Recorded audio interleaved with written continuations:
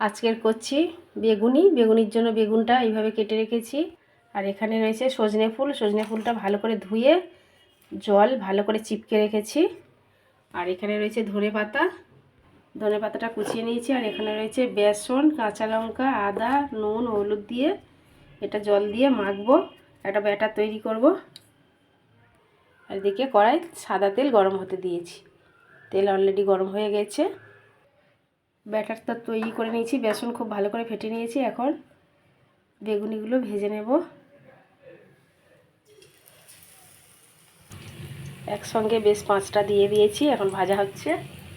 এক পিঠ হয়ে গেলে উল্টে দেব। এগুলো ভাজা হয়ে গেছে, এখন বাকিগুলো দিয়েছি। এই যে ভাজা হচ্ছে, বাকিগুলো ভাজা হচ্ছে, উল্টে দেব।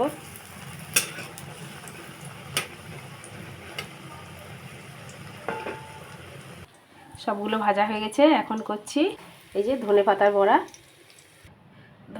বড়াগুলো হয়ে গেছে। এখন এই যে ব্যাটার আছে, ব্যাটারের মধ্যে দিয়ে দেবো সজনে ফুলগুলো। ব্যাটারের সঙ্গে সজনে ফুলগুলো একটু ভালো করে মাখিয়ে নেব।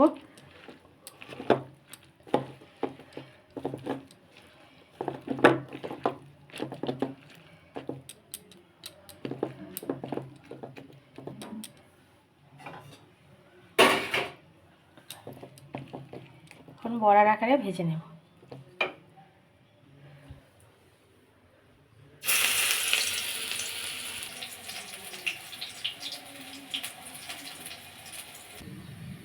সজনে ফুলের বড়াগুলো একদম গরম গরম সজনে ফুলের বড়া ভাজা হয়ে গেছে। যেগুলো বাকি আছে ভেজে নেব। বাকি বেশ কয়েকটা একসঙ্গে দিয়েছি, ভাজা হচ্ছে। সব সজনে ফুলের বড়াগুলো ভাজা হয়ে গেছে। এই যে এগুলো আরও বেশি রয়েছে, মানে বেশি হয়েছে, আরও কয়েকটা রয়েছে। এই যে এখানে বেশ অনেকগুলো হয়েছে। যেহেতু সজনে ফুলটা একটু বেশি পরিমাণ ছিল, তাই বড়াটাও বেশি পরিমাণে হয়েছে।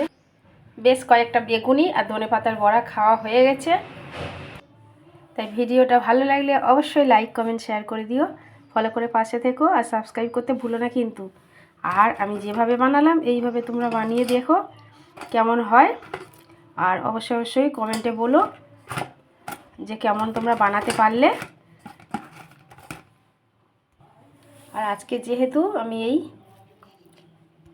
সজনে ফুলের বড়াটা প্রথমবার বানালাম, আমি তো খেয়ে দেখলাম খুব ভালো হয়েছে, টেস্টি। এইভাবে তোমরাও বানিয়ে দেখো আর কেমন হয় অবশ্যই বলো।